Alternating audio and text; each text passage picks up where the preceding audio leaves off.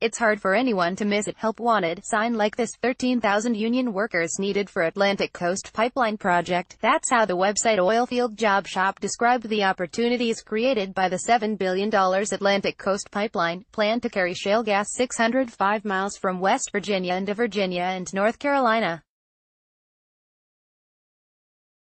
Its builders, a group led by Dominion Energy, say all told, the project will support 17,000 jobs, no small amount of work anywhere, but especially in parts of West Virginia where the economy has long relied on coal mining.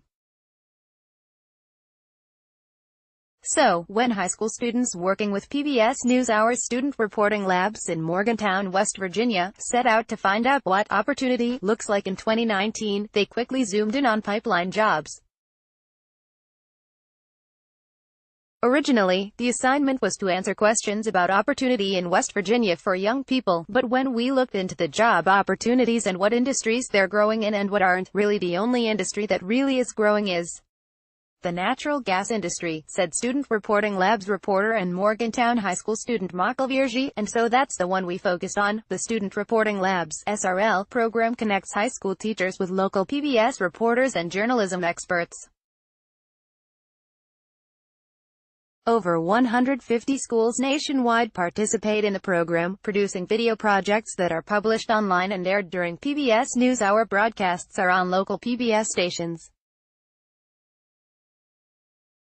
The students were particularly interested in the kinds of jobs that could let workers stay in or near their hometown, a small city, population 138,000, on the banks of the Monongahela River in north-central West Virginia. Scrutinizing pipeline job numbers earlier, reporting by a different PBS project revealed that the 17,000 jobs advertised for the Atlantic Coast Pipeline didn't stand up to scrutiny. For one thing, that number is based on an estimate that recounts the exact same position each year. In other words, if someone was hired for a job that lasted for 6 years, that would count as 6 cumulative jobs, community idea stations reported. It added that during an average year, the pipeline would directly employ 1,556 workers, and the projections then added in a nearly equal number of spin-off jobs, also multiplied by 6 years. At no point, in other words, was the pipeline project hiring 13,000 union workers at one time. It was trouble finding out how many jobs the pipeline would create, another SRL reporter, Kyle Shaw, told DSMOG. So, they went to the source, interviewing Dominion's Brittany Moody, lead engineer for the Atlantic Coast Pipeline. I'm thinking in the low 20s range for permanent employees, she tells Student Reporting Labs in a roughly 6-minute video report produced by the students. So, when we first went there and we heard that, it was kind of shocking, Student Reporting Labs reporter Maya Kruger told DSMOG, because we went there specifically to investigate and report on the growth and the opportunity for West Virginians.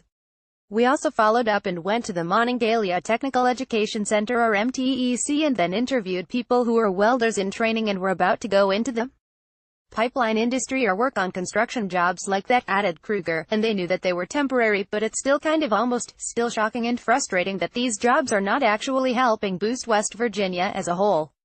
The students interviewed a young worker on the pipeline project who hailed from out of state and a welding school student who wanted to stay in West Virginia after graduation.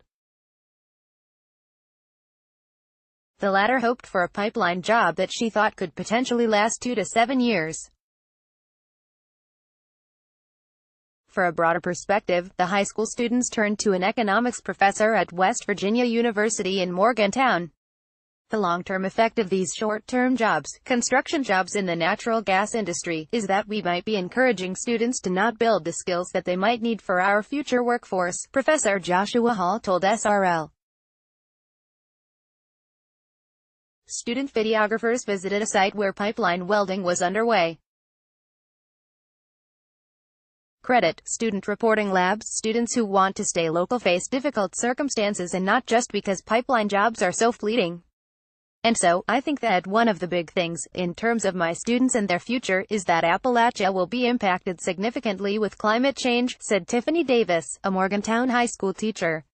In the coming decades, Changing climate is likely to increase flooding, harm ecosystems, increase some health problems, and possibly threaten some recreational activities, with impacts for the tourism industry. A U.S. Environmental Protection Agency fact sheet on how climate change will impact West Virginia reports.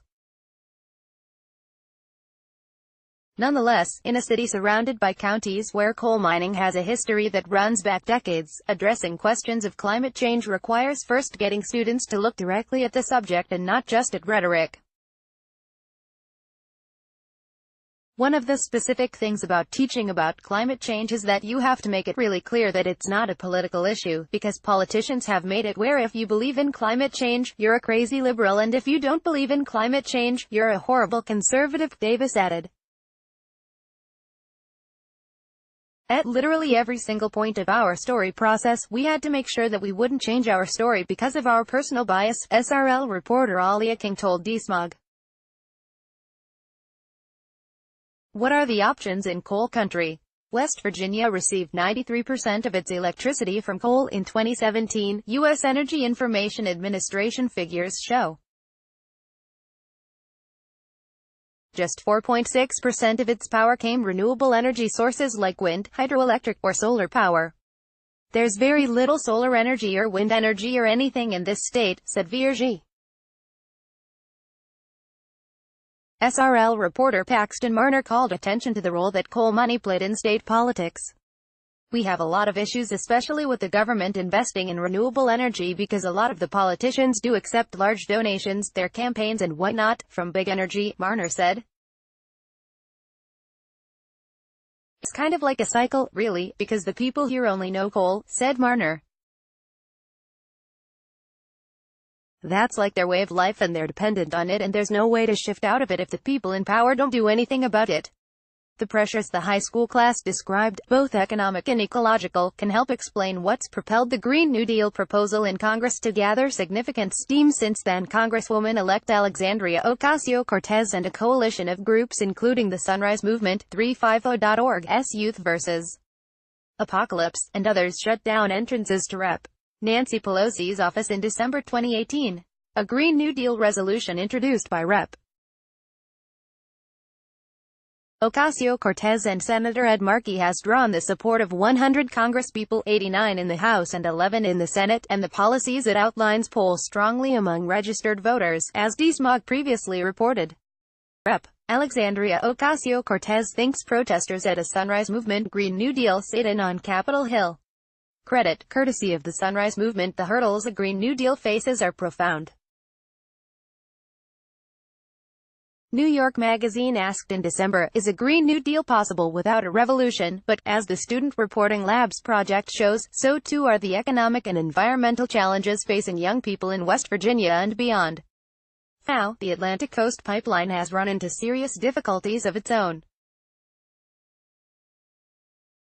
A federal court tossed a permit that would have allowed the pipeline to cross through the George Washington and Monongahela National Forests in a lawsuit brought by the Southern Environmental Law Center, with a Fourth Circuit panel finding on appeal that the Forest Service had abdicated its responsibility to preserve national forest resources when that permit was approved.